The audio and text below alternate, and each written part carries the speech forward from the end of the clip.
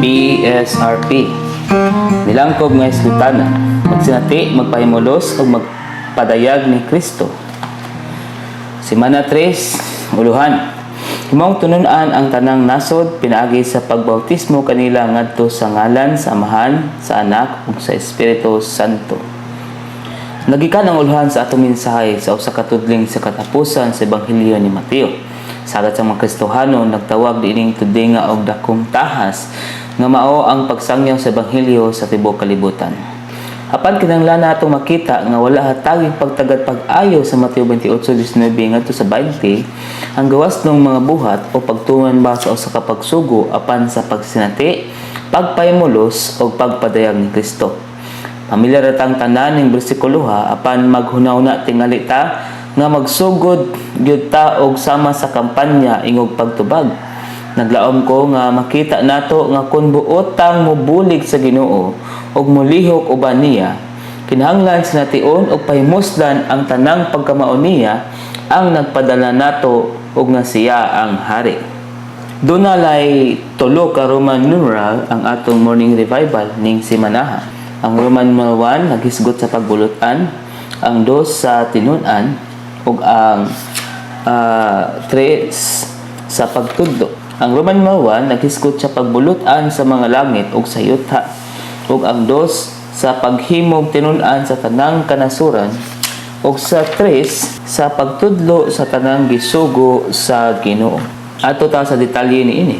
1. Gihatag na kanako ang tanang pagbulutan sa langit ug sa yuta. Ang nota 18 niini nag-ingon sa iyang pagka-Dios isip bugtong anak sa Dios, dunay pagbulutan ang Ginoo sa tanan. Apan sa iyang pagkatao isip anak sa tao ug hari sa langit ng gingharian, gihatag kaniya ang pagbulutan sa langit ug sa yuta sa nabanhaw na siya. Ang A may kalabutan sa tinubdan, ang B sa pangsyon ug ang C ug D kung unsay gihatag. Ang A nag-ingon ang Dios mo'y kinalabwang pagbulutan ug naa niya ang tanang pagbulutan. Labing nagsaysay niini ang unong dos, lugwa sa pagkamao sa mismo sa Dios ang pagbulutan. 2. Nagikan sa Dios ang tanang pagbulutan, iya sa pangagamhanan, iya sa posisyon ug espirituhanon. B. Duha ang aspeto sa espirituhanong pagbulutan. Ang uno na ingon ang positibong aspeto, pag-alagad man sa mga balaan, pagpangatiman, pagsangkap ug pagtukod kanila. B. 2. Ang negatibong aspeto, pagbatok man sa kaaway o sa mga butang nga may kalabutan niya. C ug D. Ang C nag-ingon sa iyang pagka-Dios isip bugtong anak sa Dios, dunay pagbulutan ang Ginoo sa tanan. D. Apan sa iyang pagkatao isip anak sa tao ug hari sa langit ng gingharian, gihatag kaniya ang pagbulutan sa langit ug sa yuta sa nabanhaw na siya. Sa Roman numeral 2 ingon, busang panglakaw mo og himuang tinun-an ang tanang nasod, magbautismo nila ngadto sa ngalan sa Amahan ug sa Anak ug sa Espiritu Santo. Ang A, B ug C may kalabutan sa pagpanglakaw, ang D ug E sa pagbautismo, ang F ug G kalabot sa ngalan. Ato ta sa mga detalye niini. Kay gihatag naman kaniya ang tanang pagbulutan, gisugo sa langit ng hari ang iyang mga tinun-an sa paghimong tinun-an sa tanang nasod. B. Manglakaw sila uban ang iyang pagbulutan. C. Ang paghimong tinun-an sa mga nasod, paghimo man sa mga pagano nga katawhan sa gingharian, aron maestablisar ang iyang gingharian nga mao ang iglesia bisan karon ning yuta. Ang D. Kalabot sa espirituhanong kahulugan sa bautismo. Ang E. Nagpasabot ni siya ngadto og pakig-usa. D. Pagbulaon sa bautismo ang mahinulsulong mga tao sa daan nilang pagkabutang ngadto sa bag-o, pinaagi sa pagtapo sa daan nilang kinabuhi ug sa pagkinabuhi nila pinaagi sa bag-ong kinabuhi ni Kristo aron mahimo silang katawhan sa gingharian. E. Nagpasabot ang ngadto og pakig-usa sama sa Roma 6:3 o Galacia 3:27. Ang Galacia 3:27 nag-ingon ang nagsulob o ang tanang gibautismohan ni Kristo nagsulob og Kristo. 1 ug 2 mo'y nagsaysay niini. Gigamit ang maorang Grigong pulong sa mga buhat sa 8:16, 19:5, 1 Corinto 1:13-15.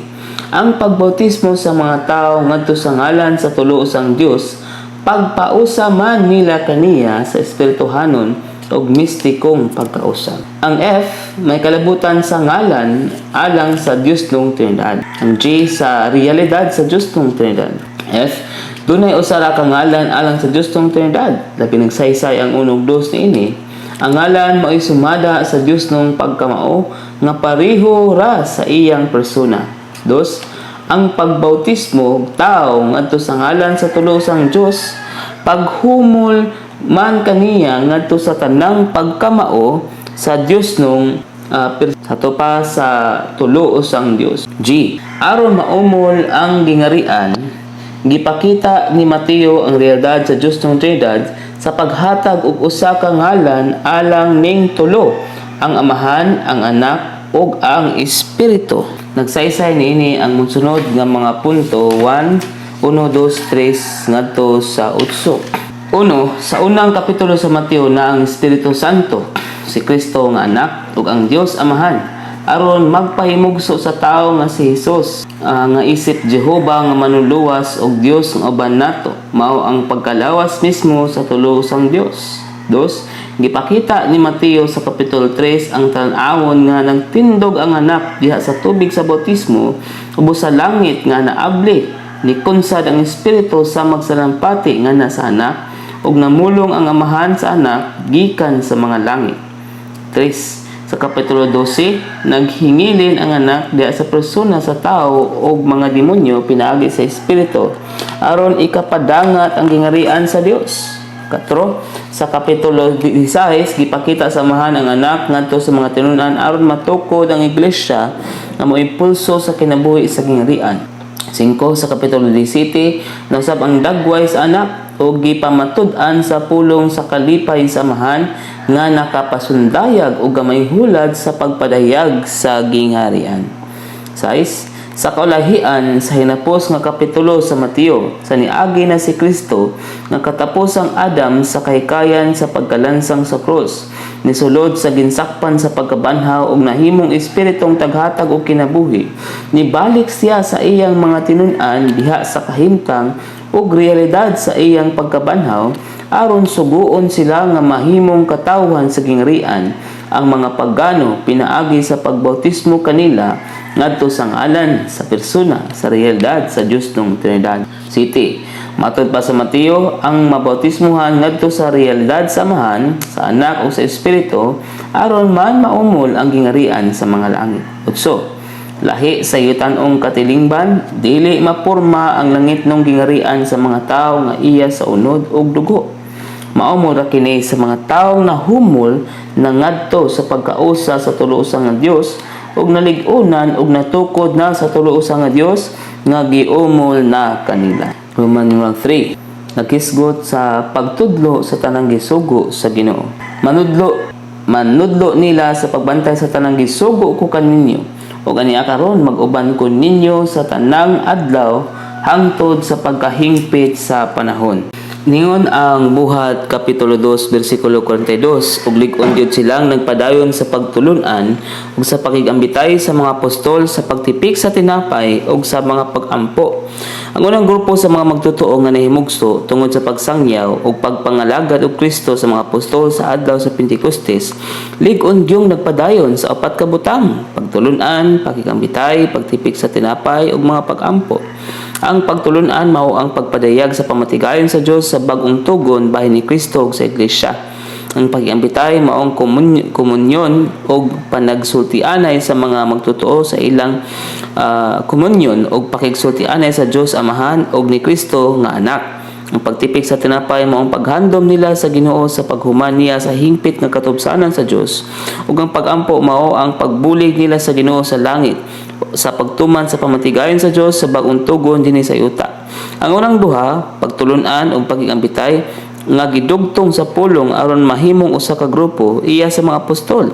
Pandili ilaha ang pagtipik sa tinapay ug mga pag-ampo. Nagpakita nga dili gyud magbaton og laing pagtulunan ug pakigambitay ang mga magtutuo ni Kristo, kundi sa pagbulutan og pakigambitay ra sa mga apostol. Sa pamatigayon sa Dios sa baong tugon o sala ka kategorya sa pagtulunan ang gipadayag og giila sa Dios ang pagtulunan sa mga apostol, ug usara ka kategorya sa pagimbitay ang iya sa Dios ug ginangpunon niya ang pagimbitay sa mga apostol nga uban sa Amahan ug sa Anak nga si Jesu-Kristo, ug ang bugtong talagsaong pagimbitay sa bugtong talagsaong iglesia sa lawas ni Kristo. Ang katapusang duha ang pagtipik sa tinapay pag-ampo nga gidugtong sab sa pulong ug aron mahimong o usa pa ka grupo mga batasan sa mga magtutuo sa ilang Kristohanong kinabuhi ug walay laktod nga kalabutan sa pamatigayon sa Dios alang sa pag-amping sa pagkausa sa iglesia sa lawas ni Kristo. Busa dili kini iya sa mga apostol nga mao'y nang nagpadangat sa gipadayag sa Dios sa baong tugon ug sa pagingabita niya diha sa tanang magtutuo ni Kristo. Ang A naghisgot sa pagbantay, ang B ug C sa presensya, labi na ang D ug E. Unya ang F sa panahon sa pagbalik sa Ginoo. A, ang pagtudlo sa mga magtutuo sa nga magbantay sa tanang gisugo sa Ginoo alang man sa paghimog tinun-an sa tanang nasod. B, ang langitong hari mao ang Emmanuel, ang Dios nga uban nato.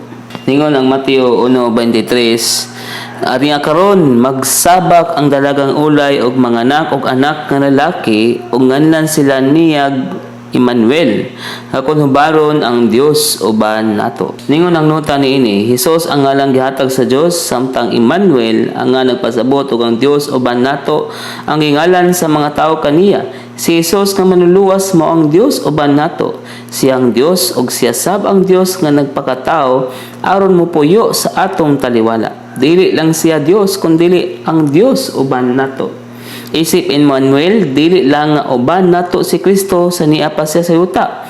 Uban sab siya nato sukad sa iyang pagkayab, matag panahon nga magkatigom ta ngadto sa iyang ngalan.